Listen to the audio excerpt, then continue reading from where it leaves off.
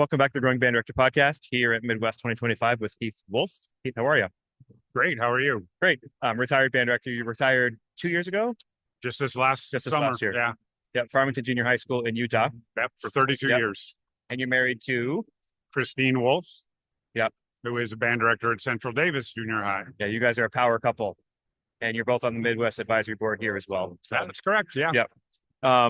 So we were just talking briefly. We've only got a couple minutes, but you're part of the Habits series. You're working on this is amazing. Tell us about it. It's going to be a beginning jazz book, and we're really excited about it. They asked me to come up with something, and I have a great friend of mine, Todd Campbell, and he's an amazing jazz educator, and we're teaming up, and we're really excited about it. We've gone to a lot of the sessions here this year at Midwest and noticed how hungry people are for young jazz instruction. Yes. And we feel like we're right on target with what we're trying to do. There's going to be big emphasis on the rhythm section instruments, which seems to be something people are craving quite a bit. And we're both really comfortable with that. So, and being a middle school teacher, there's nothing too basic to say. Correct. As much as I had somebody just yesterday say, I hear all these things, but I don't even know where to put my bass player. Exactly. Right. Yeah. So you're going to talk about all of it. Yeah. It's going to be square one type of stuff. I mean, we're expecting the players to be able to get around on their own. We're thinking like, okay, at least a year's worth of experience, so we're not teaching, embouchure and all that stuff right from day one. But yeah, articulation, style, obviously improvisation, but again, with a heavy emphasis on the rhythm section, because the fact is, if your rhythm section doesn't swing, doesn't matter what the band does. 100%. So, hopefully that's going to fill a gap that, well, not necessarily a gap. There's a lot of great jazz education material out there, but we will add our voice to it. Yesterday had somebody say, can you give me a jazz method for beginning jazz band? Yeah. And I sort of cited some different things, but I was not able to say, here is one. Yeah. But I think in a year. Yeah. That's what I think we're trying to fill, is that spot right there. So just in January, just for people who are listening, we have 4 episodes coming out on jazz, and like literally what you said, it's like music selection, rhythm section, improvisation, teaching, articulation, or teaching swing feel. There's stuff coming out, but like having a textbook to go through, and it's going to be like a student book as well as to play through. And do you know yet, are you going to be able to include like standard tunes and things, or is it all newly written things? Or there's going to be both. Right. Yeah. We originally wanted to do all standards, but obviously there's some copyright issues in there that are a little trickier. But again, we're both competent enough jazz musicians that we feel like we can, we're basically taking the changes from tunes we would have taken and writing a different melody on top of it. So remind me, what's your main instrument? Percussion. Drums. Yeah. So you're a drum set player? Yeah. And Todd is a trumpet player, but he's also a fantastic, he can play bass, he can play piano. His daughter is the vocalist for Airmen of Note. Okay. And his son was the solo trombonist for the Airmen of Note. So crazy. So what's the average middle school teacher listening to this who has very little jazz experience? You're a drum set player by nature. What's something that they can learn this moment?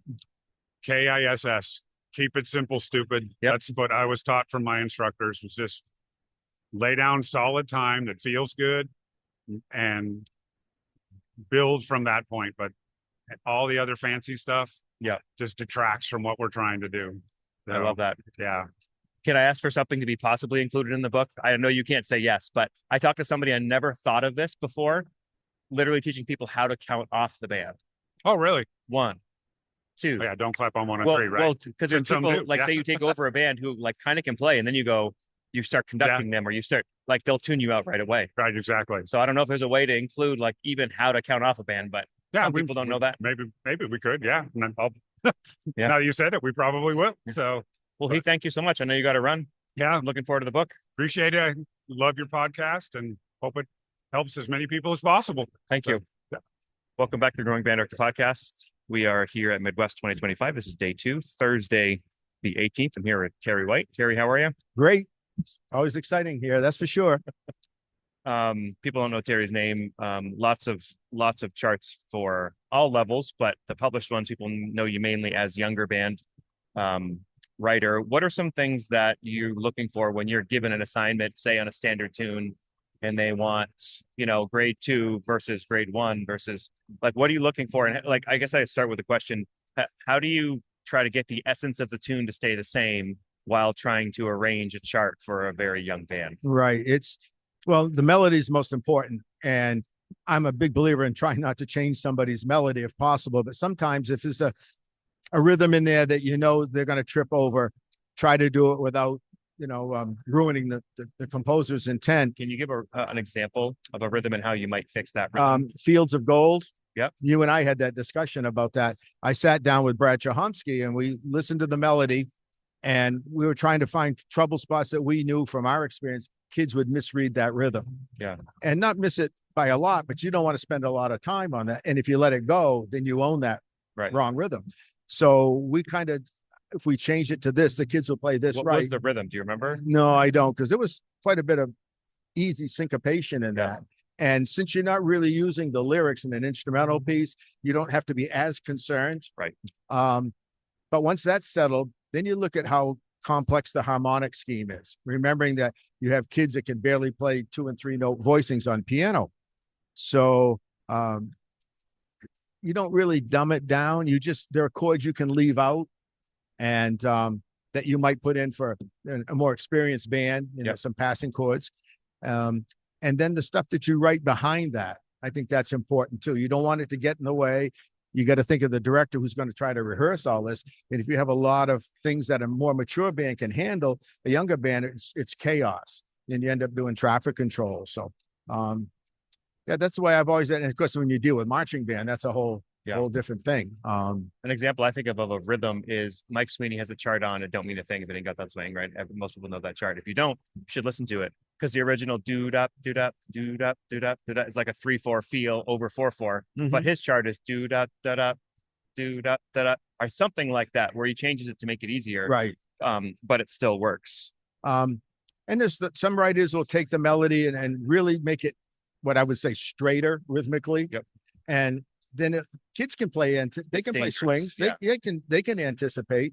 I mean, they'll probably pick it up just by listening to the director sing it. Like if you had do dot dot, that's easier than do dot dot. Oh, absolutely. Right? Yeah. I mean, there are pro players that will step in that hole all the time. So, and I think just keeping it relatively simple at the grade 1 and 2 level is important. You have to be a little more creative with what you put behind the melody. Like on Fields of Gold, I had the cascading stuff in the introduction that I sat on that tune for a while.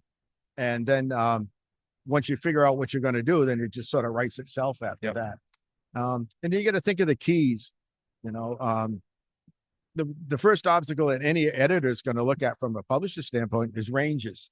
They're going to tell you, oh, that's a half step too high. We advertise that F is the top note on trumpet.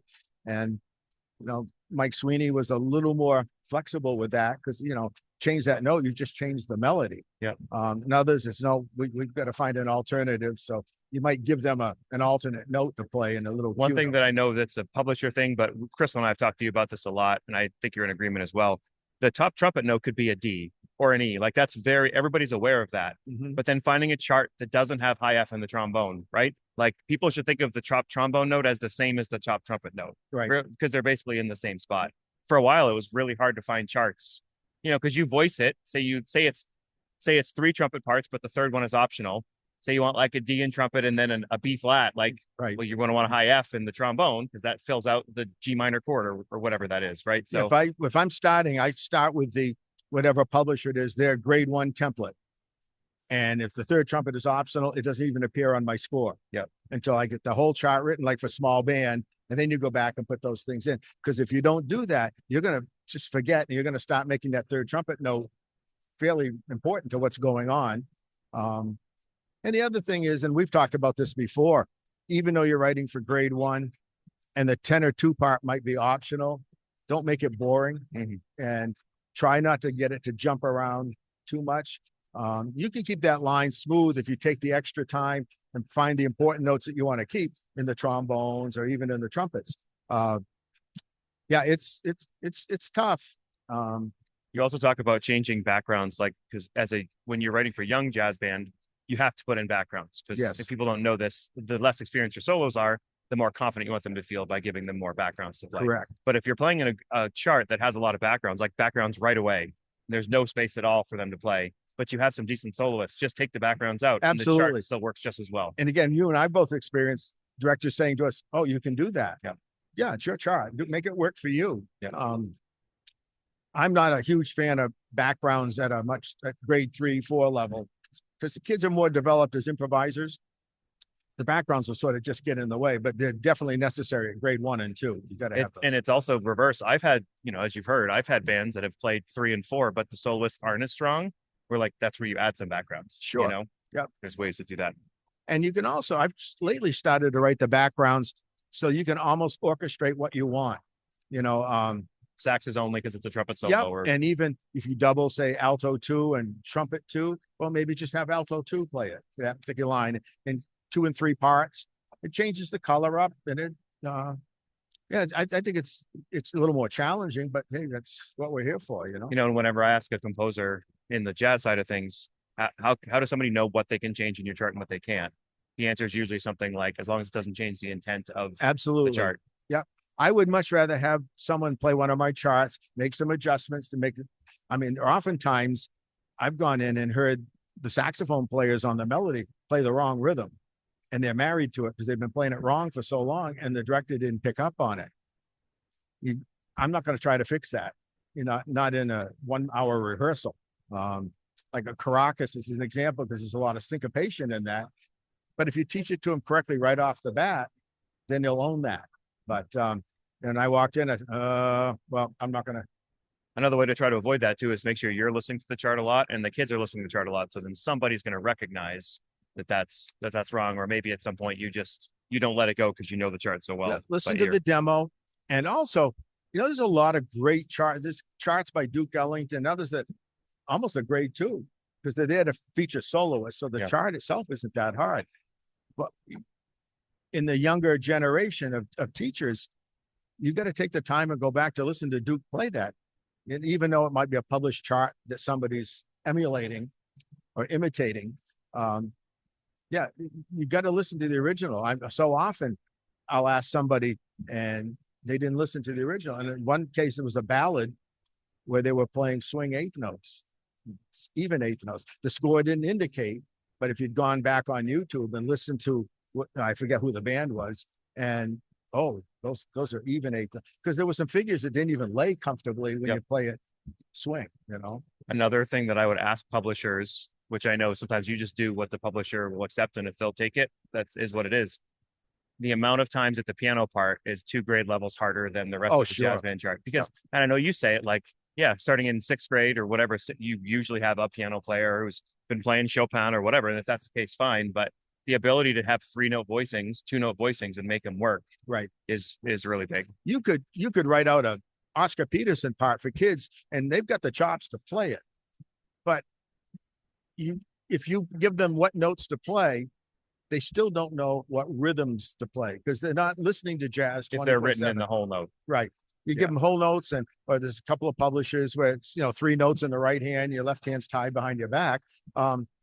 Students going to be clunking on all quarter notes, and that's not going to really work. So I think you can give them some ideas, and then you can say, put it right in the score. Feel free to vary the rhythms. And as a kid gets more confident, they're not so worried about if they're going to play it. So if somebody's in that position and you just know the part is too hard for a piano player, the easiest thing to do is look up shell voicings on YouTube. 3/7/9, 3rd and 7th only is what you need.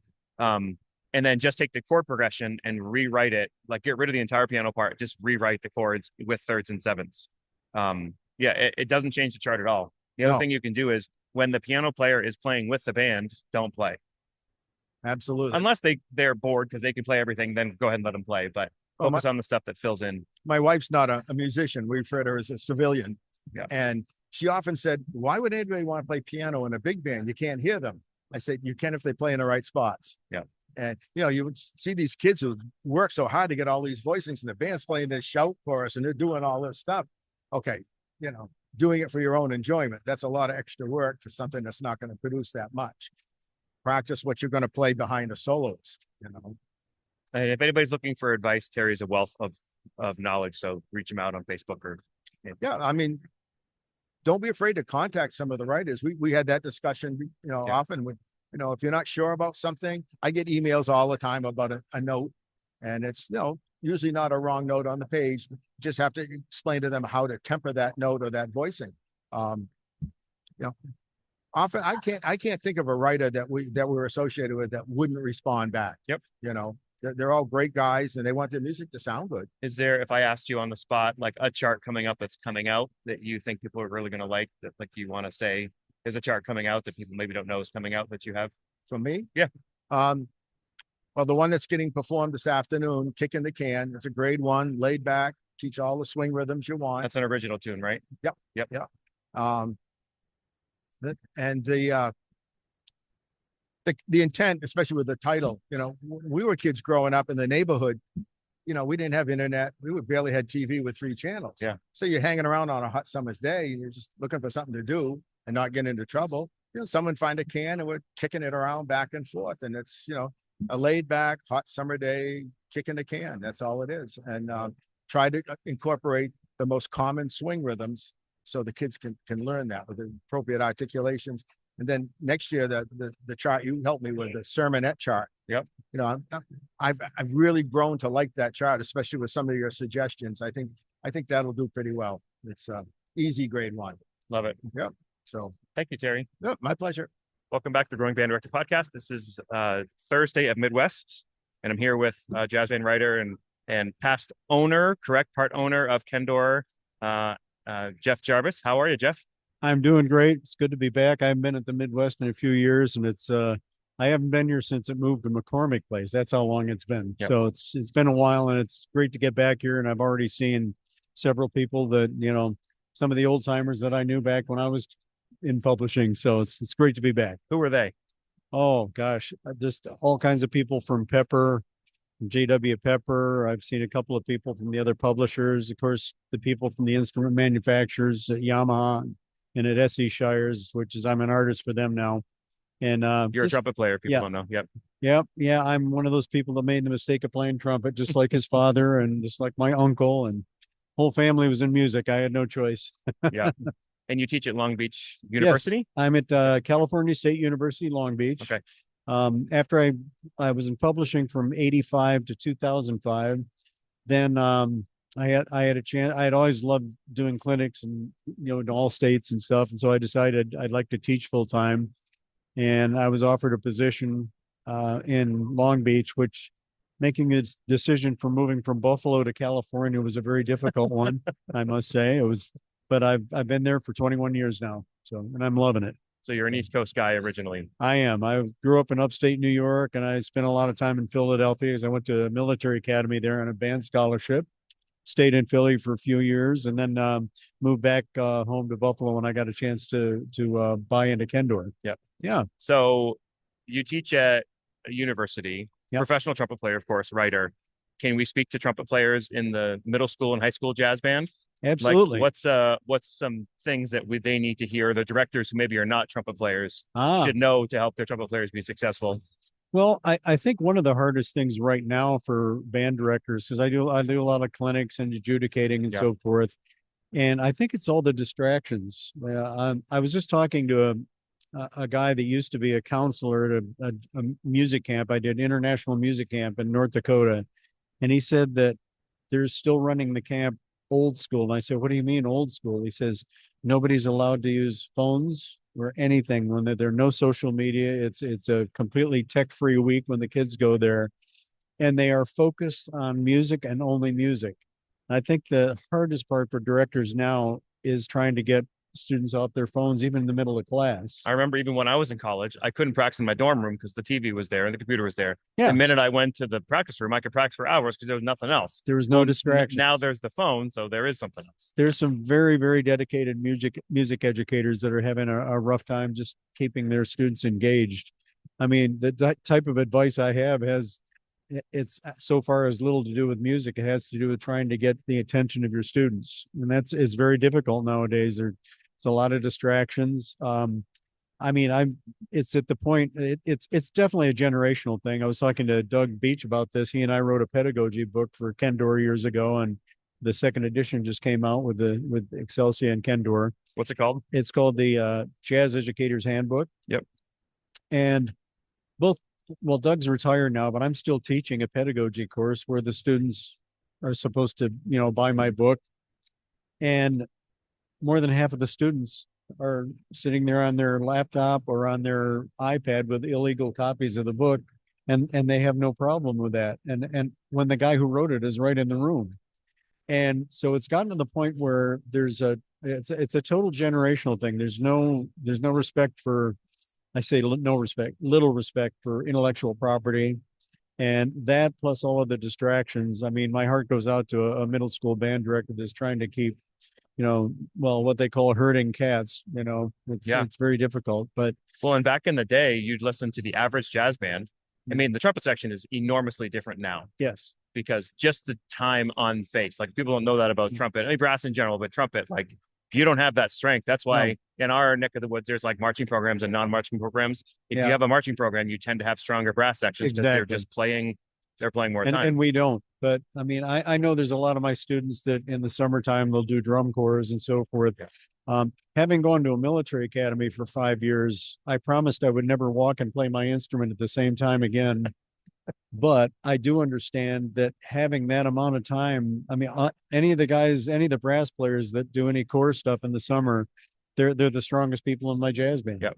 And that's at the college level, So have your trumpet players do, it's not out of fashion to do lip slurs and long tones. Like the spider exercise, when I started doing the spider exercise, I never got tired. Yep. And for people who don't know, the spider exercise, that's what it's called. Yeah. Like I start on middle G and I would do 20 seconds on, 10 seconds off, or 15 seconds on, 15 seconds off, whatever. And you just hold a G and then rest, and then an F sharp below that, and then an A flat above that, and then down to F, and then up. So you like spider out to, I would go down to a low F sharp, and then I think it's a high G or A flat. Yeah. And it would take like 20 minutes. Yeah. But honestly, the couple semesters I did that, I wasn't tired at all. Yeah. Yeah. It's getting the horn on your face. I mean, even with my schedule, with teaching and writing and other things, there's a lot of times I can't get in a good practice regimen a lot of days if I'm having a busy day at school. However, you do spend a lot of time in your cars in Southern California. Keep an extra mouthpiece. I have one in the car, and it's a little gizmo called Up Sound that Stomby makes, and it replicates the back pressure that you feel when you're playing an actual instrument. So I'm on my car. I'm sure people think I'm vaping or something when I'm sitting in the car in a traffic jam, but I'm buzzing my mouthpiece constantly. If I get a couple of good sessions in on that gizmo, I'll 3 or 4 hours later, I'll be very strong at a gig where normally I would have gone in and probably chopped out at the end of first. I tell this story about one time when I drove Clark Terry to the airport. Oh, he woke up from a nap, and he would just free buzz for 5 minutes. He's like, I'm good. That, like, I think people forget that the mouthpiece is the instrument. Yes. And yes, there's a lot more to get when you're playing an instrument, but you can do a lot without a horn. You just need the contact, you don't have to go crazy. It's just, I'm a cyclist. I ride about 30 miles a day. And if I miss a day, I feel it the day after that ride. I feel sore and in my back of my legs and certain stuff. So it's all a matter of conditioning. Even if I did a light ride is better than no ride.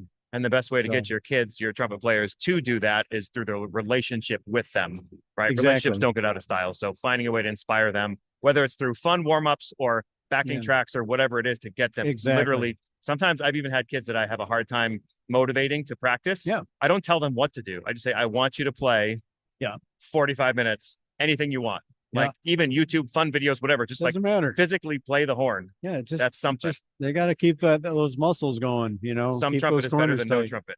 Yeah. It is. I mean, and like I said, my heart goes out to middle school and high school directors to try to motivate their students, because it's easier for me because I'm dealing with someone that I can look in his eye and say, or her eye and say, a year from now or 2 years from now, you're going to be competing for work with other people your age. And you can't look at it like you're going to get a free pass out there, because unlike the East Coast, where if you do something wrong, they let you know right away. Yeah. In the West Coast, they go, Jeff, don't worry about the fact you were 10 minutes late, but they never call Jeff again. Yeah. You know, Clark had a similar line. He would say, when you graduate, you're competing with me. that's a good way to put it. Well, he was one of the big inspirations for me, because when I was in military school, I was serious. I knew I was going to be a professional musician, but I wrote him a letter because his address was published in the Leonard Feather Encyclopedia of Jazz I got in the library. Okay. And I wrote him a letter, just said, hey, any advice you could give me, I would love it. I want to be a professional. I'm very serious about this. I love classical music. I love jazz. I love playing the trumpet. And I expected never to hear anything. I got a 6-page handwritten letter from Clark. And he said, if you're up in the New York City area, I live in Jamaica, Queens, come visit me. Mm. And I reminded him years and years later when I was an adult. Of course, he didn't remember. But think of the generosity of his time. A 6-page handwritten letter to some kid that he had no idea who he was. Yeah. I thought that was awesome. That I think had a lot to do with my wanting to be an educator, not just wanting to be a musician. So I'm going to talk about some of your charts here in a minute. Okay. Question before we get into that. Are you still writing? Yes. Okay. So Yes. I have a plea. Okay. Okay. That I've asked other writers as well, but you're somebody who's written so much. His widow, Gwen. Yeah. Clark's widow, Gwen, is very open to his music being used to spread the language. Okay. There's just very few charts that are arrangements of Clark's tunes. Okay. And I know a lot of the tunes are not simple. Yeah. But as somebody who teaches a very average jazz band, Terry White's done a couple. Yeah. I would love it if there was more Clark tunes that were like available. Because if you go Clark Terry and look for big band charts, it's almost. If it sounds like she's anxious to do this, and if they can work out the licensing situation, I'd love to be a part of that, because I mean, I'm even posthumously, I'm his biggest fan. You know, I love his spirit, his playing. A couple of years ago, I did an album project, and they did a tune called "The Brotherhood of Man," and Clark was the one that recorded that. And I almost felt intimidated, even at my age, thinking, what can I possibly do that's going to be better than what he did? I said, I better just hope for different, you know? So before we get to your charts real quick, I want to tell a quick Clark story. Please. He was at a jazz festival, but he wasn't doing the band. I forget what it was, but the person doing the band, the clinicians, was there and was not able to get the drummer to swing in 3/4. Okay. Like no matter, he was like 20 minutes trying to get, and the person singing was just not, it was like a brick, right? So he said, hey, Clark walks up, hey, do you mind if I try? So what are you going to say if you're the clinician? Well, of course, you're Clark Terry, do whatever you want. So in 10 seconds, he used the mnemonic device. He said, just play it like this. And he goes, I parked the car, you parked the car, I parked the car, can you say that? Say it. Now, can you play it? The kid just plays it. And he looked at the guy. It's amazing. There you go. Like Clark had this way of taking oh my gosh, this wealth of knowledge and saying, how can I get this one kid really quickly to do it? And to this day, if I want to teach 3/4 and I hear it, I go, here's how we're going to do it. Oh, that's awesome. Yeah. I'll have to remember that when I'm doing a clinic. Like a Clark. Okay. So what are if people were to look up your name, like some of your best hits, if people don't know your charts? Gosh. Critical Mass is one of them, right? Critical Mass is definitely, that sells year after year. Then I did a sequel to that called Honk. And what I did, I didn't want to copy Critical Mass or copy parts of it. What I did was I took a sheet of I just took a legal pen and I wrote down the characteristics of the chart, like baritone sax does this, there's bass alternates between that. And I just wrote down a few, like maybe 10 or 12 things about the chart that without looking at the music. And then I waited about 3 or 4 months and wrote a chart and tried to get those things into it. And what I wound up with, it was a different chart that had the same flavor.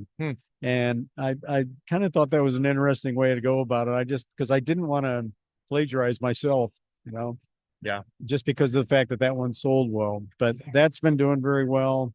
Oddly enough, I think the thing that I enjoy writing that a lot of writers do not enjoy as much as I do, and that is writing for younger bands. But they don't have the same lasting power as the harder charts, because if you write a harder chart that sells a little less, but it's played by college bands, you know, they'll recycle it 4 or 5 years later and play it again. Mhm. Once all those students have left, they Mhm. can repeat it. I do the same thing.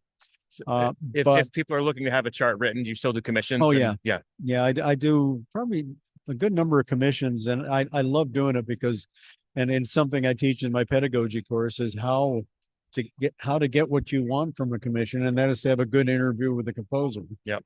And if I'm not getting a good interview from the band director, I know what questions to ask them to make sure that they're going to get what they want. Because, Like, what's the real range of your trumpet players? Well, Not yeah, what you think exactly. it is. What Yeah, is it exactly. actually? but I mean, I'm talking getting into a lot of details about the chart, because I think the first time I ever did a commission, it was back in the late 80s. And it was for one of the Air Force bands, and I had a few charts published. And I was very active in R&B in my younger years, did a lot of stuff in the disco days in Philadelphia, played on a lot of those records. And so I've always loved that type of music. So I had written probably 2 or 3 swing charts and about 10 funk charts.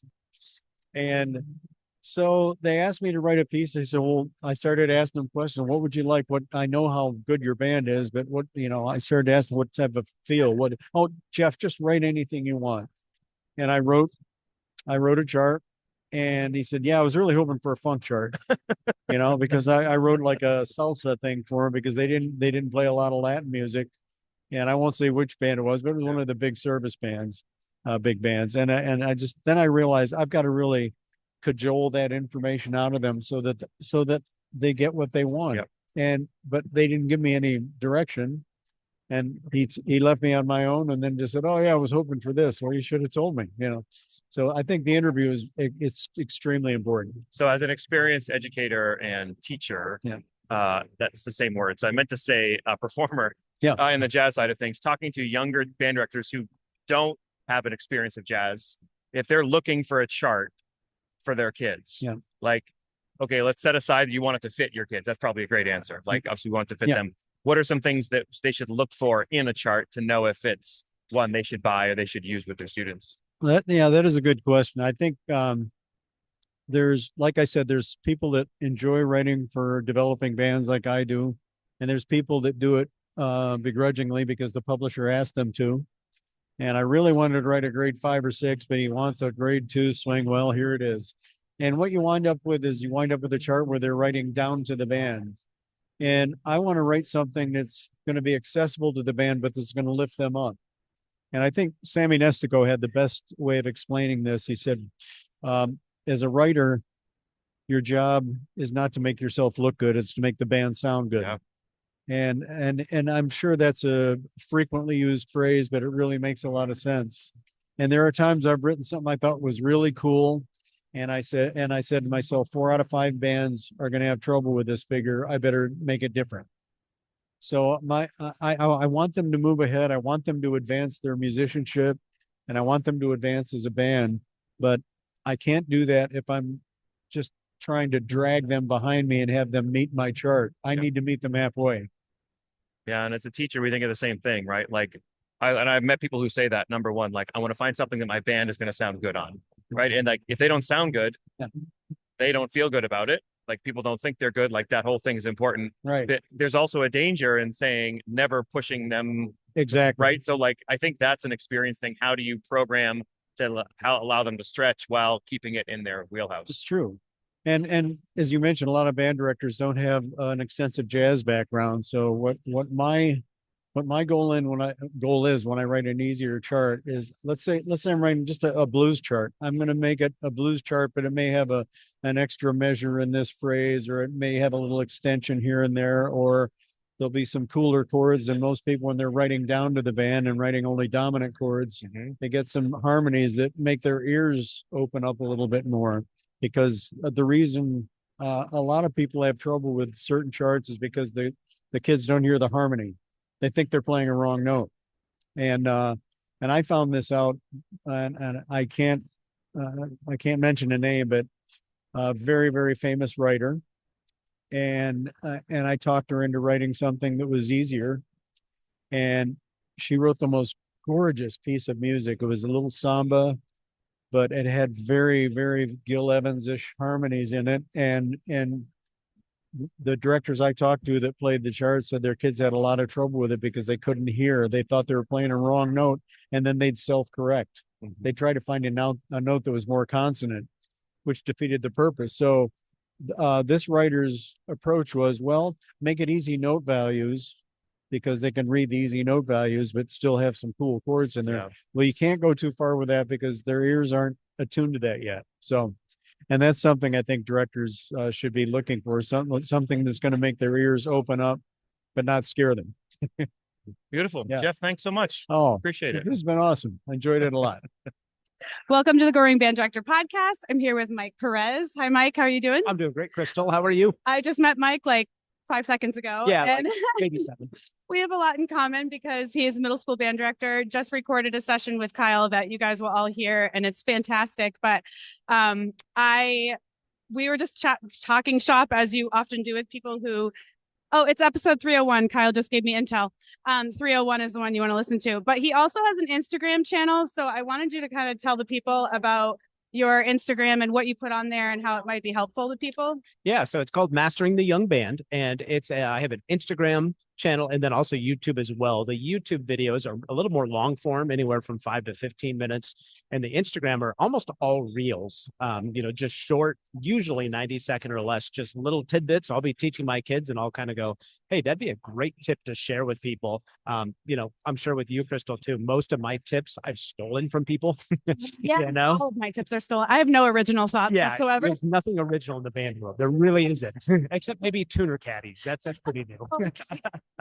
But yeah, it's, why should you have to fly to Texas to go learn? You can learn stuff on an Instagram channel. So a lot of the stuff I get are from Texas band directors or just great conventions like this, like Midwest or our MEA convention. Yeah. So they know, I think, when I talk to some of the Texas band directors, especially the ones who teach middle school, they know that their situation is different from a lot of schools. Even in Maine, people look at us in Westbrook and we're in like a kind of more populated area, even though it's not populated. I'll say populated, and then I'll tell you I have 250 students and Kyle has a little over 100. So we're not talking very large populations by any means. But, when we talk to band directors in Maine, there's people in programs that are 4 hours north from us, and their entire town has maybe 1,500 or 2,000 people. Their band program is very small, and their schedule is obviously not ideal because they don't have a lot of staff at their school. So the things and the tips and the tricks that they need are going to look a lot different. And us all having these different resources and opportunities to get some tips and tricks is really, really important for everybody because we don't all have the same setup by any means. So yeah, I really agree with you. Like, I love how this generation of Texas directors are really trying to give back. Like, if you look at the amount of podcasts from Texas directors, it's awesome. Because when you have that many people surrounding you and like sharing ideas, and then to bring that to the greater, cause like the band BFFs, that kind of stuff, it's awesome because it benefits our entire profession. Their session was amazing yesterday. I attended it and the packet was 10 pages long and it was like a breakdown of every instrument. And even afterwards, I'm thinking, I need to send an email to Katie and ask her because I'm curious how she was actually just talking about flute, and I'd love your take on this too. So method books will teach flute the first time they play B flat as thumb, first finger, pinky. And I've done it like that forever. I obviously have to teach them different fingerings for different reasons when they get a little bit older, when they're in 6th grade and we start really working on all the flat keys. I'm teaching them double thumb B flat, but not first day when they play B flat. They teach that double thumb key first day. So what do you do? Yeah, that's I'm going to call it a Texas thing because that's where I learned it. Yeah. That double, I call it top thumb and bottom thumb instead of single. Call it double thumb. That's what I call it. Yeah. And I learned that from some Texas schools. Yeah. And, I asked them like, why? Why do you do that? And they explained it to me. It's like, why haven't we been teaching top thumb 1 E flat pinky all along? And so, yeah, that's a perfect example. I did a YouTube video on flute fingerings explained. So this, I'm a percussionist. Yeah. Oh, So- you gave it away. Yeah. I was gonna guess. Yeah. I was gonna guess percussionist. So okay, great. I get accused of being a trumpet way too often. Oh, so no, I was gonna say percussion. So Yeah. that's great. Okay. yeah, so I'm a percussionist and I feel comfortable enough to explain the flute fingerings because of what I've learned from my Texas colleagues, just watching them in action. But that's a perfect example of, if you're in a rural school and you don't know about that, Right. your method book is bottom thumb, 1-4, E Yep. flat, pinky. Yep. But then when you learn those top thumbs, it's really not that hard. Like what I recommend on my YouTube on that video is like, here's the basics, just do it. Yeah. Your kids are going to come to you at time and go, what do I do about B natural? And if you don't know the answer, you go, I'm going to let you know tomorrow. Oh, you yeah. can look it up, but it's just taking that dive. Like you can do this, here's a way of starting and here's to explain why. So you do teach the double thumb B flat first. Correct. Then when you are learning chromatic, do you go back to that 1-4 pinky or do you use the side key? Yeah. So what I do so I have a warm up that we call chromatic basics that Yep. will start with my beginning band. Yep. And so I teach them, okay, what is a chromatic? And anytime you see that word chromatic or I say chromatic, which thumb do you go to? Bottom thumb. Yep. And I actually teach them for chromatics to use the lever key. Yes. So yeah, She does too. yeah. So this is like, listen, I'm a flute player and like, this is, I've been playing the flute for 30 something years. And this is still like, I'm like, okay, this is a different way of thinking it. I should probably try it and see what happens. I literally did not use that lever key B flat until I was in college. Yeah. That's what I hear from. So the flute teachers in my area, are a little bit, they're not from Texas. Yeah. And so they'll go, talk to me about your lever key thing. Yeah. And I tell them, here's where I learned it from and these people. And at first they're a little like unsure about it, teaching it right away. Yeah. But then they see the benefits because the kids, they just know right away. Yes. I'm It makes total sense to me. And I kind of wonder also, because I could see this happening in Maine, the people who judge flute auditions are like hyper aware of where their fingers are and what they're doing. And like there needs to be kind of a philosophy change on that. If you're looking at a kid's fingers, that this is actually an acceptable way of doing it. Because I guarantee some of these, I know who they are. These flute judges will be like, what on earth are you doing with that B flat, B natural? Like, that's not what we do. Yep. I know it's going to happen. So I'm going to have to like give people a heads up. Like, just so you know, the kids from Westbrook, we're doing it like Texas. Yeah, I've done it that way. I had a flute teacher for years that was pushing me to do that. It's Mike, you've got to start teaching them, So the top thumb B flat. And I kind of drug my feet for years because I was scared. Yes. I was afraid I wouldn't know what to do. And I'm like, okay, I'm just going to do it. And I just jumped in head first and I made some mistakes my first year or two. Now I got it down so well. It's so fun to go to your kids and go, okay, wait, this goes G, G flat, F, E, E flat. What is that? Oh, that's a chromatic. Which thumb? Bottom thumb. And they just know, Well, intuitively. like everything else, right? They know this is how we count something. So in that case, it's just, this is how we do it. Yeah.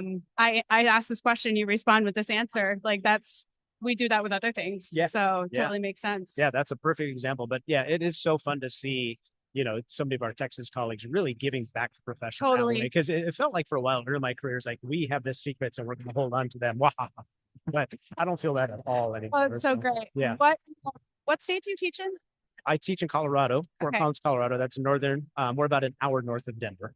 Hour north of Denver. Okay. And big population where you are? We're a college town. So Yep. when all the students are there, we're close to 200,000. When Oh they're my not there, gosh. we're closer to about 160, 170. Yeah. For those who don't know geographical Maine, a big city in Maine is 50,000. Oh, wow. Yeah.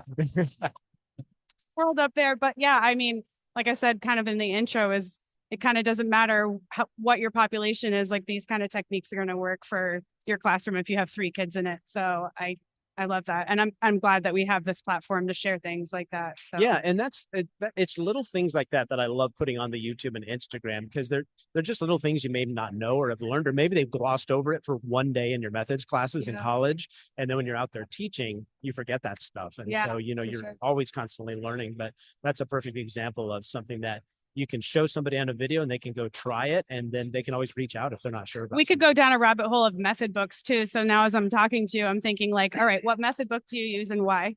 Yeah, I use Sound Innovations. I do too. For 2 reasons. The number one reason is we did a textbook adoption about 7 or 8 years ago. I don't want to say 6, 7 because 6, 7, 7 or 8 years ago, and we reached out to every publisher of all the big name method books, and Sound Innovations was the only one that got back to us. Oh, nice. So we adopted the entire Sound Innovations series, yeah, and our district considers it a textbook, so they actually buy it for our kids. yeah, Kids don't have to buy those books. that's awesome. And then the second reason why I really like it is because it's the free method book in Make Music now. So you Yes. can assign it to any kid. You don't have to Yes. pay for that student subscription. Yes. So that's a huge Yep. money saver for the Did program. you hear about the update? No. Okay, so I got a notification right before I went to the last session I went to, but for those of you out there who use Sound Innovations, there is an update coming. They've first of all added the method book in Spanish, which I thought was really interesting. And then they've done some modifications to some exercises. I just went over there. They have a perusal copy of the clarinet version, so you should probably run over there and check it, because if you're like me, you probably know it cover to cover. I do.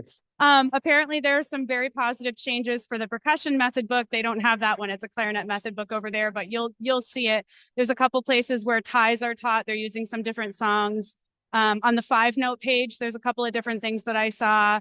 There was a session about some of the changes and why, but I know there's people over there, Alfred, who probably can walk you through it, but I found it to be pretty interesting looking through the new version. So now I have to figure out what I'm going to do with my like 300 books that I have at the most. I'm like, okay, I probably am going to give them out until they're gone. And then when I have one instrument that's gone, I'll just get through the year and then the next 5th graders up. But I actually use that book because I found myself writing supplemental exercises for a long time. And the supplemental exercises that I was writing was in Sound Innovations already printed for me. Oh, and I was great. like, okay, less papers for the kids to lose. Yes, And yeah, so I have been using Sound Innovations for a really long time. So. Yeah, I use it. I was telling this in my podcast episode with Kyle.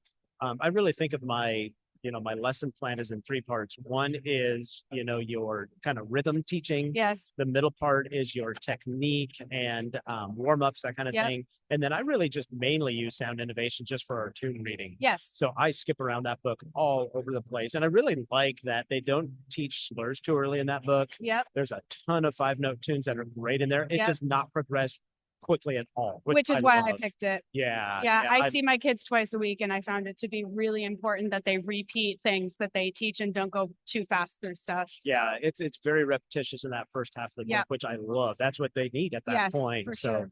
but for me, yeah, I'm the supplements king. Like I have my essential foundations. That's just, all. It's basically anywhere I would go, I would hear somebody do an exercise with their beginners and go, I need to add that to my repertoire. And I create my own version of it, Yes. So, I love supplements. And, if you're in a smaller program, or if you're in a program where you're one beginning band and you have all the instruments in your Yes, classroom, which happens a lot. you have to rely on your method book For sure. because you just can't get as much pedagogy when you have For sure. every instrument. So What do you use for like rhythm drills? I love Darcy Vogt Williams, her teaching rhythm logically. Yeah. I plugged that in our episode. What I like about Darcy's method, especially for younger teachers, first of all, the rhythm charts are really well thought out. They're Yes. great. They're very repetitive. And actually they're repetitive in terms of there's lots of different variations of the rhythms. And so kids see it different ways. Some rhythm charts, they're so repetitious, Yeah. the kids just memorize them. Oh, true. You can't memorize Yes, Darcy's. I And then agree the with that. second is the first half of the book is teaching. Here's how you teach rhythm, Yeah. which is awesome. Yep. I love it too. This is a great chat. We should get on and do more like middle school stuff. I like it. We can geek out for hours. Awesome. Thanks, Mike. You're welcome. Welcome back to the Growing Band Director Podcast. This is it's not an episode. We're just here at Midwest. I'm here with Stephen Sholey from Indiana. Stephen, how are you? Doing okay. Great. Enjoying the conference so far. Yeah, you say you listen on the ride to school, and Ride to and ride back home. Yep. Just kind of help me fill in some gaps while I've got some free time. I love that. Is there a guest? I know I didn't prepare you for this. Is there a guest or an episode where you've listened and it's like particularly helpful? Maybe not some specific ones, but any of the videos about filling in gaps for percussionists, or the videos of music suggestions. I really Yep. like those. Those are some of them my more listened to ones. Love it. So you teach in a 5 through 12 school. You told me about it, right? West Yeah. Central High School is the high school in Francisville, Indiana. Yeah. Did I get that right? Yeah, Francis. Wow, look at that handwriting. It's terrible. Yeah. And you're a percussionist, been teaching is year 5. Yeah, Year 10. Okay, so help us with some percussion. like what's something percussion wise that you think band directors could get from you? I guess for non-percussion band directors, I would say the biggest thing for like a beginner is just getting hands moving. One of my bigger struggles with some of the beginning method books is like, if you've seen the essential elements beginning percussion pages, they're hit a note, hold and wait. Yeah. Hit a note, hold and wait. And there's some better ones out there. Just the biggest thing is just get their hands moving. Yeah. It's going to do them much more in the long run. If you can just change that to quarter notes on the same note, stuff like that. You know, I consider if at the high school level, a lot of the programs who have marching programs, they have better marching drum lines and all this. They tend to have stronger percussion sections sometimes, not always. Yeah. But that whole like getting the hands moving definitely helps. Yeah. And you'll find that the snare drum usually is more rhythmically complex Yes. than any other instrument, and that's kind of on purpose. Yeah. So make sure people are looking for that when they're looking for music. Oh yeah, hands moving is the biggest thing. And with I'm at my 5 through 12 school is very small, so we have 260 in the whole high school. Very rural, very small. Mhm. So I find myself often, if it's not a contest piece of music, I will put multiple kids on snare drum or multiple kids on this, on that. Just if they're not doing something rhythmic and they need it, just put them where I need them for them as a student rather than necessarily what the piece needs. Yep. Yeah. And as you teach more and more, you find the balance between, okay, what are we doing for a performance? But I want to make sure I'm educating the students and, you know, like finding that balance as you go too. Yeah. You were talking about one of the struggles you have is that you learn a lot as a percussionist by feel, you said. But then that obviously doesn't work sometimes when you're describing it to students. So can you talk about that a little bit? So for me as a percussionist, I often will learn rhythms or techniques and things like that based off of how they feel on my hands, my wrist, fingers, elbows, whatever the part of the body I need to. And when I go to translate that to like my flute player, I have a senior flute player that when I ask her, can you feel the air moving up the back of your throat when you play the higher notes? And she'll question my sanity on the fact that I can feel that in my body while I'm doing it. And it's just finding another way for me to get that through to my student. Right. That's what's happening is you can feel the air up the back of your throat because it's colder and it's moving faster. Yeah, and so you have things that you say, and then if it doesn't hit, you got to have other tricks and things as well. I found that the word feel isn't as effective as like, how do you tactilely, you know, show something like, what are you doing? Because especially the younger the student, if you say, do you feel this? Like, what do you mean? I want to eat lunch. Give me pizza and I'll feel anything you want, you know? So that's something so what, have you found anything that works better? Or are you kind of in that process of trying to find more specific things to help for feedback? I mean, it depends on the student. Some of them, if I, like with my trumpet players, I tell them as we move up in register to angle air down towards your chin a little bit more. Because to me, because that's how it feels to me, is if I angle my air down, it's moving faster, the higher pitches will come out more clear. That will work for some of my younger students. But that flute player is just an enigma to me, how I can get that through to her. And I'm still trying to figure out the best way of describing that to her. Yeah. So the best thing you can do is you know your gaps of knowledge. Yeah. Right. And you just keep searching out people who know what you don't know. Right. Yeah. So you have friends from college or friends that you know that are music teachers, and you just, like you're asking about flute, right? Yeah. Crystal's a great flute player. Send her a message. You know, she'd be happy to help you. There's lots of people around there. So do you have other people that you go to and ask for help? In my area, with how sparsely populated it is, I think the closest flute player to me is over an hour away. Yep. So I've sent some emails and some recordings to one of the local flute players, and I've gotten some feedback back for her, and I've just forwarded that along to the student, and that's helped a little bit. But again, it's just hard with the distance between schools in my area. Yeah. So I would just say reach out and get a hold of people. And if you don't know anybody, reach out to me. You know, we'll connect you with somebody for sure. Oh yeah.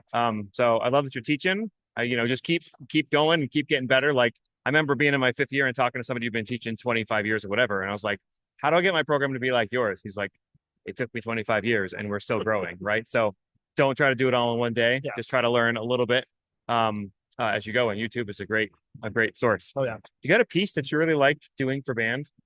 As a percussionist, I'm kind of partial to some of John Mackey's stuff. Yep. So Foundry is always a big hit with me. Love it. If people don't know that, you know, Found Percussion, 14 players or 12. Yeah. 12 players. it's an interesting one, but you've got to have some kids that are ready for the odd nature of the percussion parts. Yeah. It's definitely something people need to think about. Like there used to be just one or two pieces that had a lot of percussion parts, and now there's a lot of other pieces that do that. And unfortunately, when you have a lot of percussionists, you also need to teach them how to like play less parts too, because it's easy to go, okay, let's just do all 10 percussion parts, but sometimes you want something where they have to actually sit and be silent for a little bit, and that is a hard balance to do for us. Yeah. I've been through that one as well too. Yeah. Well, thank you for stopping by. Yep. Thanks. Hope you enjoy the rest of the conference. Yep, you too. Welcome back to the Growing Band Director Podcast here with Mark Casperson at Midwest 2025. How are you? I'm good. How are you? It's good Good. to see you again. Plano East High School. Plano just East performed Senior here, High just performed. and they're Yeah. your kids. Like, how was that to see kids that you taught when they were younger? It was seeing them pretty move around? amazing. I mean, they grow so fast, and then all of a sudden they're young men and women doing amazing things on an amazing stage in a great venue. It's really moving. It's very cool. Yeah. Very cool. I'm so proud of them. So let's talk about being an assistant, because you're at a point Yeah. in your career where you're like, you love the art of being the assistant and not the head director. Absolutely. I switched places with my assistant director last year. And so now he's the head director and makes all the big heavy lifted decisions. And, my favorite phrase is, you like it, I love it. Just tell me what you want. And it's great because we have a great working relationship. I still get to work with the top group, and we team teach everything. And I just get to go in and teach, stir up the pot, and walk out and have a great time. It's an amazing thing. I highly recommend it to anybody that wants to slow down a little bit, but still wants to keep doing things and, be a mentor. And, What do you say to the younger teacher? And because in Maine, we don't have head directors.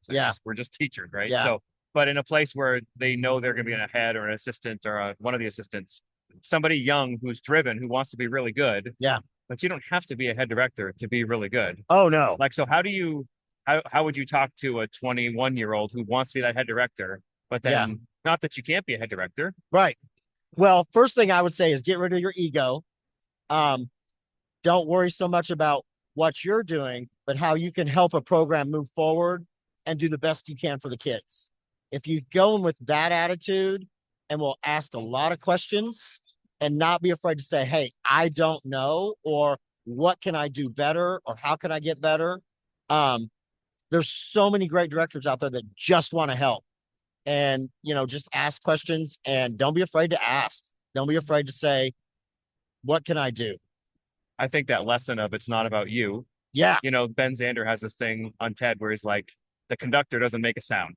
Right. It's how you empower the people in the orchestra to, Right. where your power, quote unquote, comes from. Right. So that idea of a younger teacher of put yourself aside. And I was guilty of that too. It's like, however hard we can make the music is the better teacher that I am. Absolutely. And the minute I learned that's not about that, it's about helping them.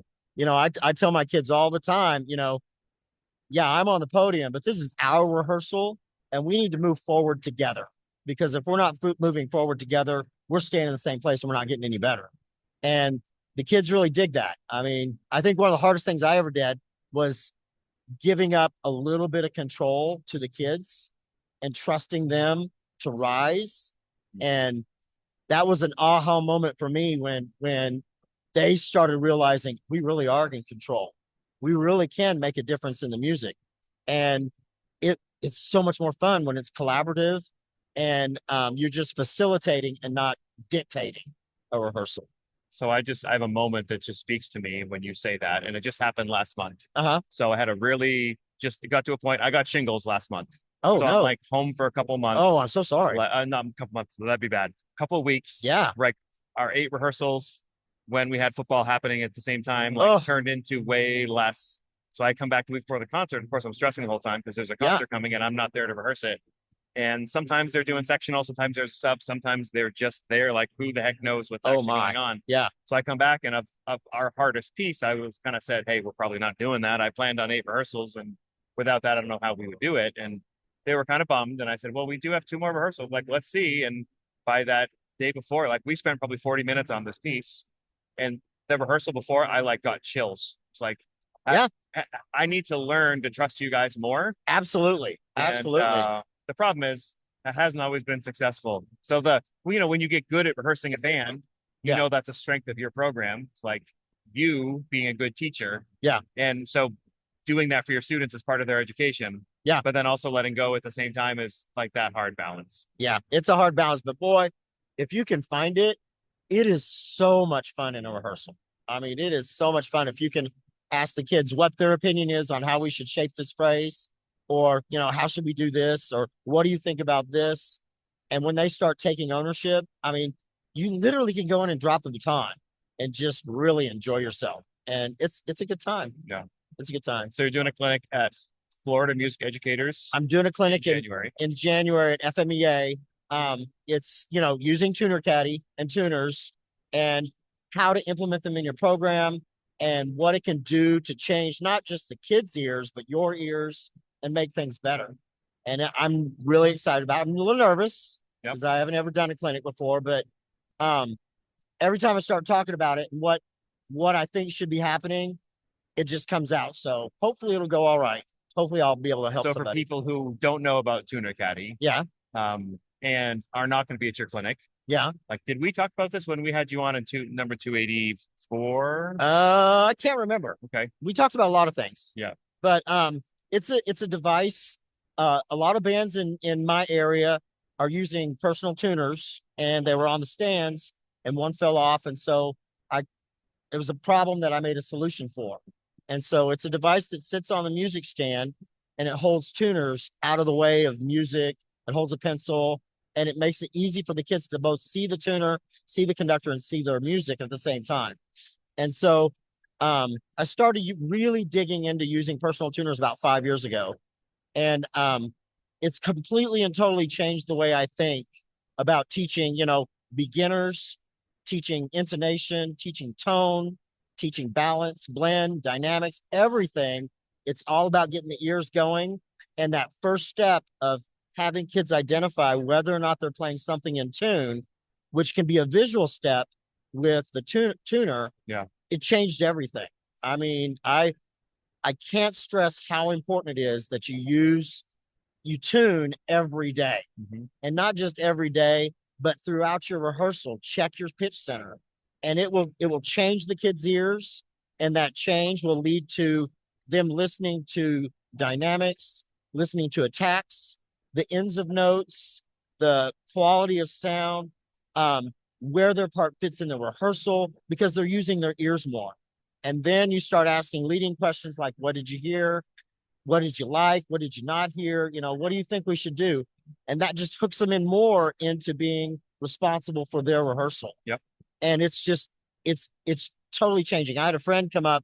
I started working with her band a couple of years ago in South Carolina, and she came up and she just said, I can't tell you how different it is. I said, oh, I know, because I was in that chair. I know how different it is, because now all of a sudden it's kind of like washing your ears. I mean, yeah, you got wax, get all that out, but washing your ears with bad sounds, because if you teach beginners, you got bad sounds, and you will start to get used to those bad sounds if you don't get them thinking about playing the right notes and playing in tune. Well, yeah, it's just that first step, and it just changes everything. I've got 35 clarinets this year that can play in tune, and I am so stinking excited about that, because they're making good sounds. They could play in tune, and they know what sounds good, and it's really cool. I love that. Yeah. So anyway, What are you excited about here at Midwest? seeing all my bands that are using tuner caddies on stage. Yeah. I mean, it's a pretty good kick to see something that was a dream or just an idea come to reality, to be being used by some of the best bands in the nation. Yeah. You know, as part of what they did to get here. So that's a pretty good kick. I love the fact that it comes from an issue that you had as a teacher, and then you found Yeah. a solution for it. So Yeah. And, you know, the issue was the drop tuner, and that solved that problem. But the really big aha moment is cleaning the ears and getting a great sound, and really identifying what intonation does to your band if you don't fix it. I mean, that's been what's excited me the most. you know, getting those kids to realize and use their ears and clean up their sounds. It's love really it. cool. Yeah, Well, Mark, thank you. This was fun. absolutely. It's always fun to talk to you. Welcome back to the Growing Band Director Podcast. I'm here at Midwest 2025 on Thursday with Brian Rhodes from Boonville, Arkansas, Boonville High School in Arkansas. How are you? Good. Thank you for being here. We're at booths right next to each other. Yes, we are Yep. right across the hall. And you teach in the same band room as your lovely wife, Angela, who's here as well, but sort of off camera. Yeah. I do. We've been running the Boonville Band program for the last 14 years. So for people who may teach with their spouse, or maybe even address people who are both band directors in their house, like what are some ways that you've learned to maybe like separate versus not separate? Any advice that you might have? You almost literally have to just say, okay, we're not talking about work anymore. Or when you get to school, we're at school, but then we're at home, we're at home. And it needs to be, unless it's an absolute necessity, we try to keep our home, be man and wife at home, and then the coworkers at school. I've kind of found that I just have to be able to read my wife. I- You start saying something, if you're like, nope, I guess today's not the day we're talking about this. There'd be some of that too, I'm sure. Or if you're not feeling like talking about band, but she goes, hey, I want to talk to you about, yes, dear. Yeah. What are we talking about? That does happen too, on both sides. Sometimes I have to initiate band too. So Yep. So you guys bounce ideas off each other at home? absolutely, we have to do that all the time. We have a really good football team at our school, so we're always having to figure out how we're going to feed the band, how we're going to travel, our schedules and itineraries. So sometimes it does 24/7. Sometimes people don't realize how much of an advantage they have if they have a husband and wife team that are on, that are teachers, because you're talking about, if there's something that's on your mind, you don't have to schedule a meeting. You Right. just swallow your food and say, hey, what do you think about this piece? Or it's just, Yeah. Or we need to go to the store and buy 150 Christmas tree cakes for this Friday night. Yeah. To feed our band. do you find that sometimes too work is easier because you've I think so. I mean, I can't imagine running the entire program by myself. I think it would be very difficult. And having us being able to split the workload, and then that really does help quite a bit. yeah, you almost get spoiled. Like anytime you want to talk to the other teacher, you can. Yeah. Whether she wants to talk to you or not, it's a different story. Well, yeah, there's that too. What are some of the lessons along your 32 years of teaching that you've learned? Well, there's a lot of stuff they just don't teach you in college. When I first became a band director, I had no idea about budgeting or honestly how to set chairs up. That was something I had to just figure out on my own. How do I want my chairs set up? A colleague of mine always said that maybe you should listen to, when you have your marching band, turn your back to them and just listen and fix that first. Try to get your band sounding really, really good, and then turn around and fix the visual component. There are just other things like get to really know your high school secretary. And get to know your high school cafeteria people and your custodians, the people that can really take care of you along the way. To be surprised that, you give the custodian a cup of coffee or something, they do an extra great job cleaning your band room, that type of thing. And stuff they don't really teach you out in college The at all. pleases, the thank yous, the how you doing today? It's nice to see you. And just be pleasant. Yeah, it's really. I was talking to one of our maintenance people, and he said, you'd have no idea what some of the kids say to me during the day. I was like, well, what do you mean? Like, he's pleasant, very nice. Like, we've never had he's like, I've had a kid like literally take out gum, drop it on the floor and go, what are you going to do? Like wanting to, so these people who are working in the school do not always have pleasant experiences with everybody. Yeah. The secretaries run the school. Yes. I mean, the administrators think they do, but I'm pretty sure it's the secretaries that actually take care of business and push papers and make sure that, if I need a box of reeds, they're the ones that take care of it for me. Yep. So for someone who does, you do a lot of things, but when you run a football band, you said you played at a lot of bands, a lot of football games. What's some advice for people who maybe are not football fans, who don't know a lot about football, or they're going to be running a football band and maybe they haven't done very much of it? Well, I would say a lot of it is to learn the game. Yeah. Learn. A lot of band directors have no idea how football works. What is third down? Yeah. Learn the game. That way, if you learn the game really well, you can have your band participate in a more meaningful way. That's the one thing I've noticed, that when I started at Boonville, once I started having the band really participate in the game, because I know the game pretty well, the fans really appreciate it. They get behind us pretty fast. Also just thinking through things, really carefully think through travel and food and that type of thing. The band really appreciates it if you know, I don't like to give a kid $10 to say go to the concession stand. You know, we like to make sure that they're fed and then I always say that, you know, we work a lot on our halftime shows, but we spend 10 minutes on the field, but we spend 3 hours in the stands. So I like to spend probably more time than most just working on that, getting our stand music sounding really, really good and get everybody dancing and riled up. And then I think that's a big part of our success, actually. So when you're using stand music, do you use Beam? Do you use flip folders? Do you use? We just use flip folders. We use flip folders, and I arrange it all. I go through a company and make sure its copyright's good, and I'll arrange all kinds of stuff for the band. I mean and just cheers and things. And I also have a couple of ex-cheerleaders and a couple of current cheerleaders that are in the band. So they'll teach the band all kinds of dances and stuff. And the band's just raising Cain in the stands in a good way. You know, what some advice I might have for somebody coming into a new job, if you're going to be doing football games, is talk to people, whether it be the cheerleaders or the football coach, or sometimes they don't have the time of day for it, or the athletic director. What are traditions? Oh yeah, like absolutely. that you need to know, because sometimes you don't know that. And then say you don't play the right song at the right time. All right.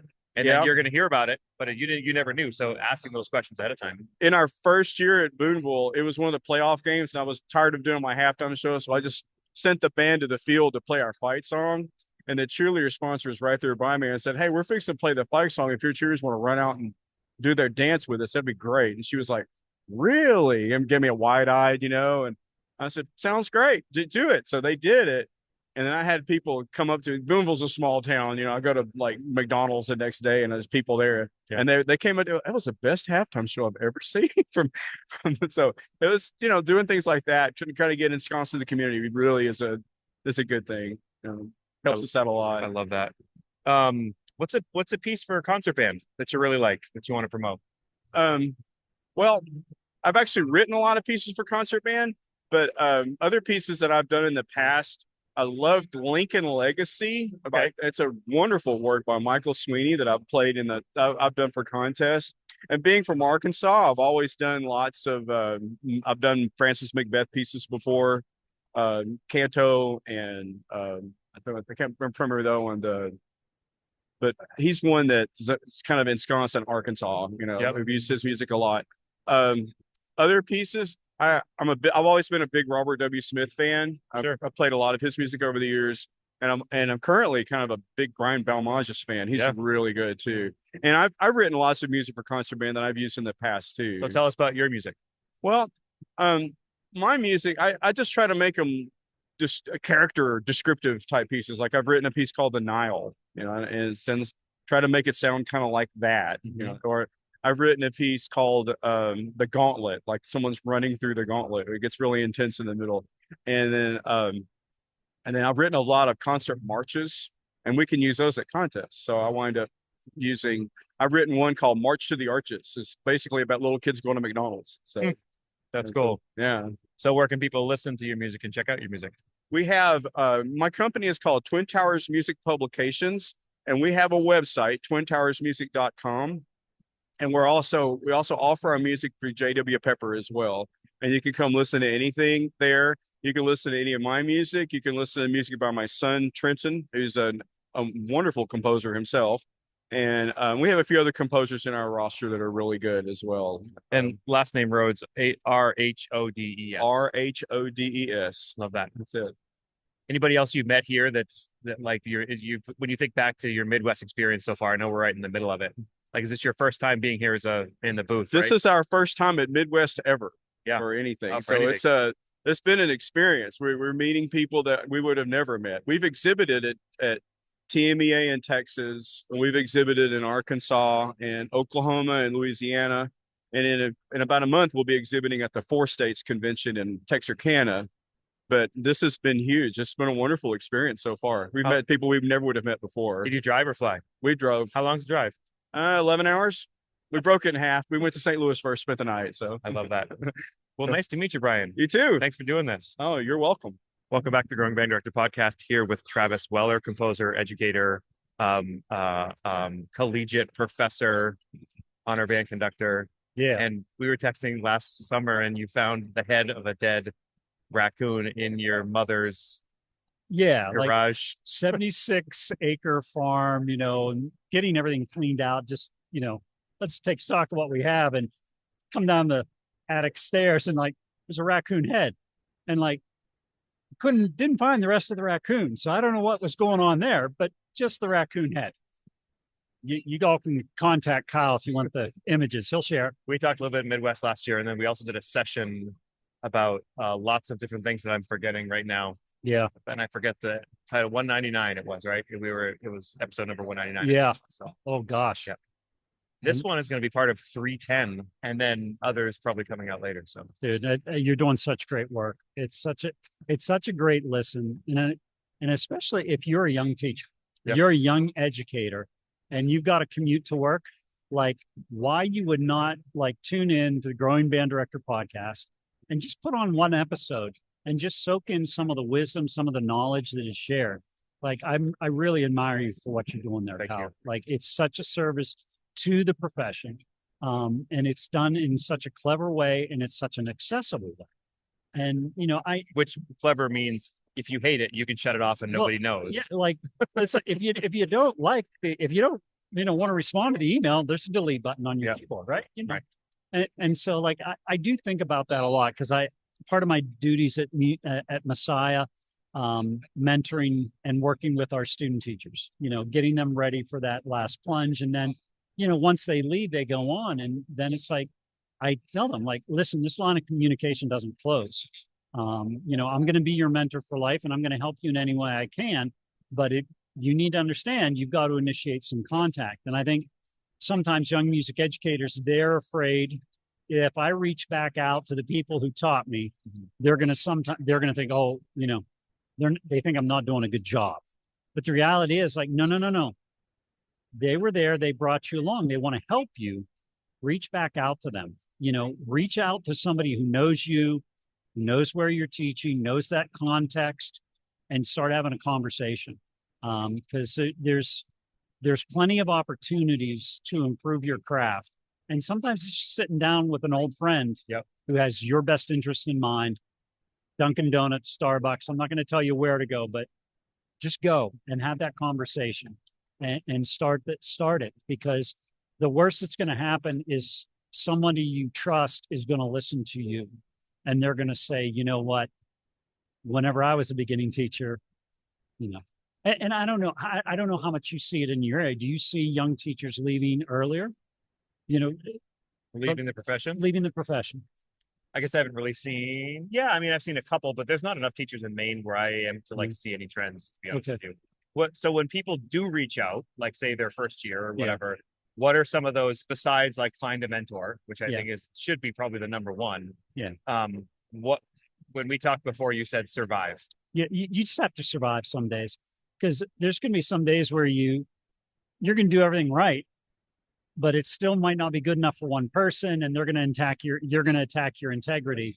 You've got to leave that neatly packed in a box in your office, and it can wait for another day. I had a young teacher who I'm mentoring who's in his first year of teaching, and he called me after a bad day, like literally his third week, and said, I'm quitting. I'm leaving this job. And I said, no, you're not. Yeah. I said, don't. It might suck right now. Yeah, absolutely. You don't want to be the person who left right away. Now, I think I'm giving him good advice, because I don't think there was like abuse or anything happening, but I think it was just, I'm in over my head right now, and this is not the kind of, because it's like he got a job last minute. One of those, like, I'm taking a job, it's not my ideal job. Yeah. So, and I can appreciate that, because when I was hired at Mercer, I was actually on my way to grad school at University of Louisiana Lafayette. I was actually going to end up where Quincy Hilliard was, and I didn't realize it at the time. But I took this job, and there were some things that as I, stepped into that first job, that they were things I didn't know that was going to be a landmine. I didn't know exactly some of the things that I was walking into. how could you? Yeah. And so you're not going to know everything, but you know, if you've reached that point, you've got some competency, you got some skill. And so, you know, trust yourself that just be as organized as you can. Be, if nothing else, be as great a musician as you can, because that's ultimately what your students are going to look to you for. They're going to look for you being the musical role model in the room. And, you know, the other thing is, you know, be firm and be fair, be friendly, but you're not going to be a friend, especially for a young teacher, maybe 3.5 years, 4 years older than some of your seniors. Like in there, yeah. That's a tough. Some that's a advice tough that line you to remind walk. me of that I got from Rob. I forget who it was, but that to explain to your kids when you first start teaching them that you're going to have different personalities. That when you're on the podium, you're going to be strict, and this is why, and all that. Off the podium, you're going to be a different kind of person, and that yes, you're the same person inside, but it's a different role that you have, and kind of like explaining to that the kids to that to the kids will definitely help them. And depending on what role you are assuming, are you being the administrative head for your band program right now? Are you being the artistic head for your band program Can right you be now? the fun guy? You know, Are you going to be the mushroom? Are you going to be? You're welcome, America. That joke was free. if there's Anyway, no good jokes to tell, that's the one you should use. that's the one you can use, Yeah. right? And so really getting to that point where you can be comfortable in all those roles, but they're all still you, you know. And I think sometimes, you know, there's a great line that I've been using with my kids at Messiah, and we talk to it when they're doing mock teaching. They're in front of one of the ensembles, and it's, if you're not teaching it, you're not correcting it, you're not modeling it, then you're permitting it. Yep. And that can be a dangerous slope. And so like you could get really caught up in like, oh, I gotta do everything perfect. No, that's not what I'm saying. You've got to do stuff to the best of your ability in that moment. That's all your administrators are asking of you. A bit of advice that I might have that I need to take myself is try to find 5 minutes a couple times a week in the morning to warm up on my trumpet in my office while kids are hanging out waiting for school. Because when they see me warm up, they tend to practice. I notice a difference, but I never play my trumpet in the morning because I got 1,000 things to do. That's something I need to continue to tell myself to do. You know, I got into this habit later on in my career, but like playing my tuba in the morning, you know, just in the band room, kids are coming through, they seeing me. The other one that I started doing was studying my scores in the band room or seated at the podium on a stool, studying scores. And some kids would stop by, Mr. Weller, Dr. Weller, what are you doing? I'm like, oh, I'm just brushing up on pageant here. You know, I know we're going to rehearse it later today. So I want to really pay attention to this section. And they're like, all of a sudden it's like, oh, he's sort of practicing too. Yeah. You know, and again, it's a simple way to model. And for on the teacher side of things, I think we all know that if you knew the score really well, that would be helpful for your band and helpful for you, right? Of course. Yeah. But I find it gives me more energy because I get excited about the piece. I'm like, this is so cool because of that. Yeah. Because honestly, I can teach the piece and I can get through it. But honestly, they're not exciting me because they suck like they sucked yesterday. Like there is that part of our teaching, the daily thing, and the ability. It's probably a negative way to say that, but like to know like Copeland did this cool thing and this is so awesome and I want to share it with you. It's almost like you're with the composer and the music as much as you're with the students. You find that thing that unlocks a little section. Yeah. And once it's been unlocked, it can't be relocked. And you want to share that with somebody because you're excited about it. And like enthusiasm, it's infectious. Yeah. Like they're like, you know, most students, any level of band, they are like sharks. You chum the water, they're going to come. But what are you chumming it with? Yeah. And like, I'd rather get them, you know, I'm going to chum them with some excitement, some enthusiasm, some passion, some fire, some just aha things that I've discovered about this piece that makes it so cool, you know. So you start to have those moments, and all of a sudden the student sees this, they see their role model who is really alive, really passionate about what they're doing. Yeah. And it's easy for that kid get trampled by, hey, principal needs to meet with you. I guess there was an incident on the band bus okay. It can get trampled easy. I get it. Yeah, we love people we're with, but like there's 180 days, you know, it gets Yeah. Just log sometimes. It's one bad day Yeah. does not outweigh you giving your students 179 just amazing experiences in small little ways.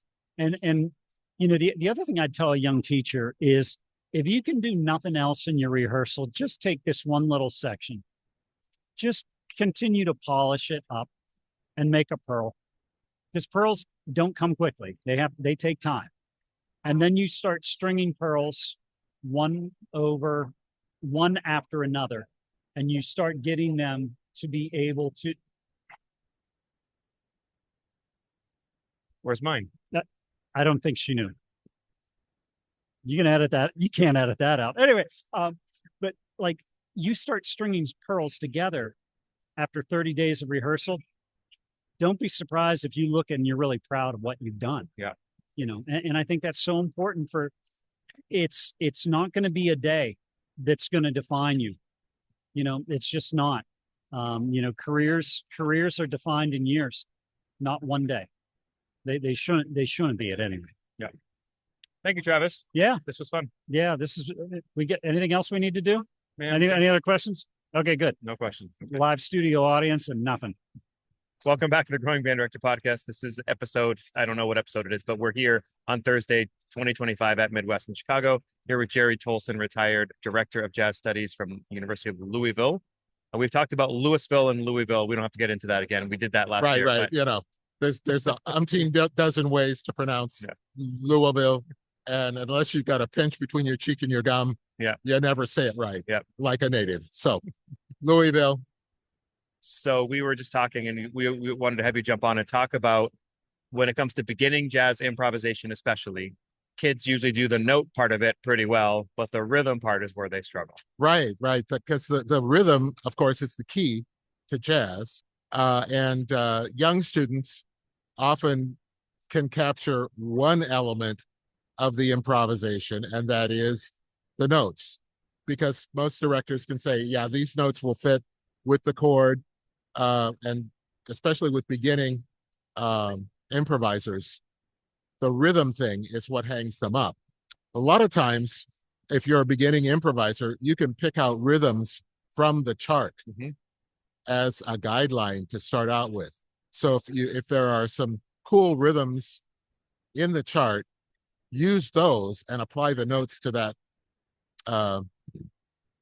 particular solo section. Yeah. Then what you're going to do. The concept of planning your solo, people think is a bad thing. Oh, I'm going to improvise. Yeah, but professional improvisers are just going to play what they've practiced.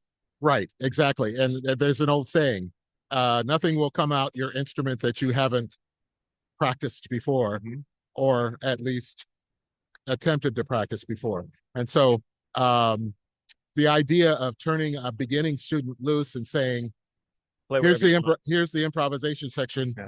Here are the notes. Okay, go. Yeah, right. It's like sending a novice into the forest. Yeah, there are so many things to consider. So, and I've had people say they do rhythm only, don't play whatever notes you want. And in some ways that's hard too, because kids just play giving them a few notes and. Right. And that's the other thing is limit the note choices. You know, you may have this whole group of notes. You may have a scale. You may have the blues scale, whatever they're working on. But it's a matter of you don't have to play all the notes in a solo, and you don't have to play all the notes all the time. Limiting the notes. If you listen to some of the great soloists, like Clark Terry is a great example of using limited notes in a solo. I heard him once do an incredible solo on one note, and it was just incredible. But it was a great solo. One of the practical things I do with students when they're improvising, not just young ones, but all of them, they do when we talk about and we say when we talk. Right. So kids will land on a note and they'll just hold it for 4 beats, 8 beats. And you're like, you don't need to hold that note. I mean, you can play a long note in a swing solo or whatever, but in traditionally, you get to the last note, play it short, put an accent on it, and let the rhythm section do something. Right. Space is very important. And also giving the rhythm section the opportunity to respond to what you said. You know, it's like the person who talks endlessly and never lets the other person get in on the conversation. An improvised solo is supposed to be a conversation, between the soloist and the rhythm section.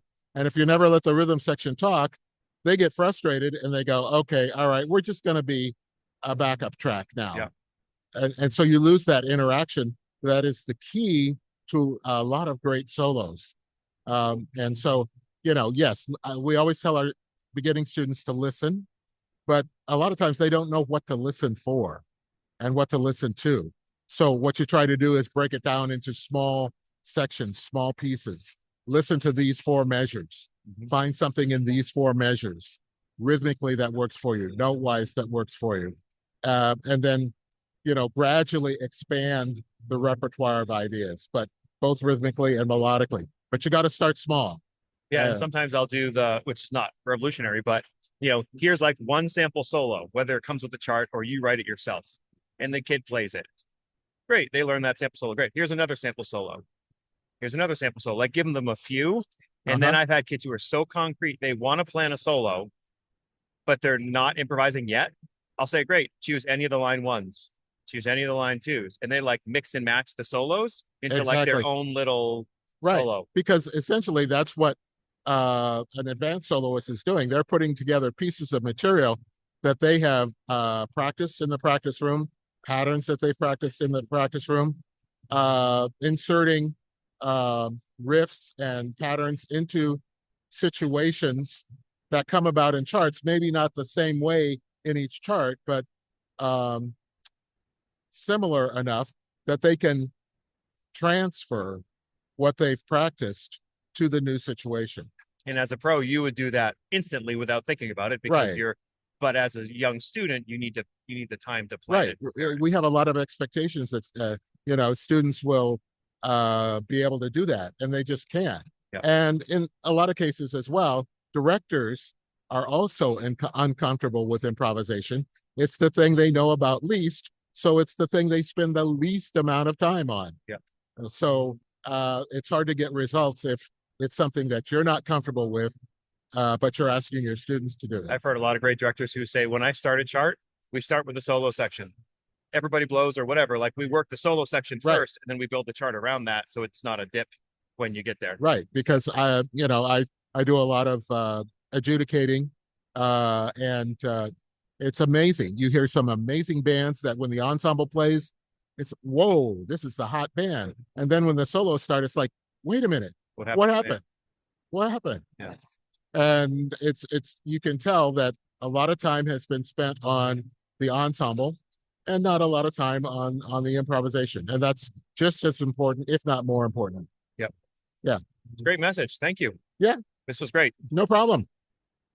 Band directors, be honest. How many times a week have you said, fix your hand position? 5, 10, 1,000, somewhere in the triple digits? Thumb Gummy can't stop wrong notes, missing mouthpieces, or the mysterious disappearance of every pencil in your band room, but it can help fix hand position. Thumb Gummy is a small, comfortable teaching aid that naturally guides your students' hands where they're supposed to go, so you don't have to repeat the same correction every rehearsal. Teachers appreciate how quickly students respond, and students like it that it feels natural instead of bulky or awkward. And whether it's a brand new beginner, rusty returners, or anyone who just needs a little reinforcement, it helps them become more independent with every rehearsal. It installs in seconds, fits trumpets, trombones, and clarinets, and the clarinet version also fits the oboe, giving more of your woodwinds the support they need. If you're looking to make your rehearsals run just a little bit smoother, check out thumbgummy.com. Kaiser Productions is honored to sponsor the Growing Band Director podcast. As a publisher for Ludwig Masters and Southern Music, they uphold a proud tradition of outstanding musicianship. They share your passion for teaching through performance at all levels with music and resources for band and flexible instrumentation. Their catalog has essential literature by Francis Macbeth, James Barnes, and Frederick Fennell, as well as exciting new works, many by composers who've been guests on this very podcast. Whether you're looking for timeless classics, fresh new works, or your next contest piece, look no further than Kaiser Productions at kaiserproductions.com. That's KEISER Productions.com. You've heard me talk about the wonderful Tuner Caddy product. Now introducing the Tuner Caddy Tuner TCT60M. Is a chromatic tuner that transposes for instruments in F, C, B flat, and E flat. Has a 6-foot clip-on microphone so they can tune from their seat, a built-in metronome to keep your tempos honest, and a bright, easy-to-read display so even the trumpet section can't miss it. Pair it with the Tuner Caddy and you have the Tuner Caddy system, a place for everything and everything in its place. Sponsorship for today's podcast is provided in part by Austin Custom Brass. Austin Custom Brass is the largest Adams brass dealer in the United States. Adams Brass makes some of the world's finest trumpets, flugelhorns, trombones, euphoniums, and tubas. Find out why some of the most renowned musicians in the world play Adams Brass, like many of the brass musicians from the Rotterdam Philharmonic Orchestra. Trent Austin, founder of Austin Custom Brass, is also an Adams artist. You can call Austin Custom Brass today at 816-410-0826 to learn more about Adams Brass, or visit their website at www.austincustombrass.biz. Excelcia Music Publishing is proud to sponsor the Growing Band Director podcast. Excelcia Music Publishing provides festival and assessment music for concert band, jazz ensemble, and solo and ensemble performances, as well as method books to help your students grow. A variety of overtures, marches, and lyric works included on numerous state lists await you. Choose music to meet your contest and festival needs at excelciamusic.com. That's EXCELCIA music.com. Amano Music is a proud sponsor of the Growing Band Director podcast. If you're a band director looking for a clear path to grow your program, take a look at the Band Director's Goal Setting Planner. It helps you map out your priorities, organize your year, and stay focused on the things that truly move your program forward. Inside the planner, you'll find tools for long-term planning, weekly goal setting, reflection, and building stronger support systems for your students and community. You can find the Band Director's Goal Setting Planner at amanomusic.com. That's AAMANO music.com. And listeners to the Growing Band Director podcast receive a special 10% discount by entering the code GBD10 at checkout. That's GBD and the number 10 at checkout. We sincerely appreciate you taking your valuable time and listening to the Growing Band Director podcast. Your students are very lucky to have a band director like you. If you have any suggestions for episode topics or think you have an area of expertise to share on a show with us, please reach out. If you enjoyed this episode, don't forget to subscribe. And if you want to help spread the word, please give us a 5-star review and tell your band director friends to subscribe as well. We're available on Apple Podcasts, Spotify, our YouTube channel, and wherever you listen to podcasts. Thanks for listening to The Growing Band Director. See you next week.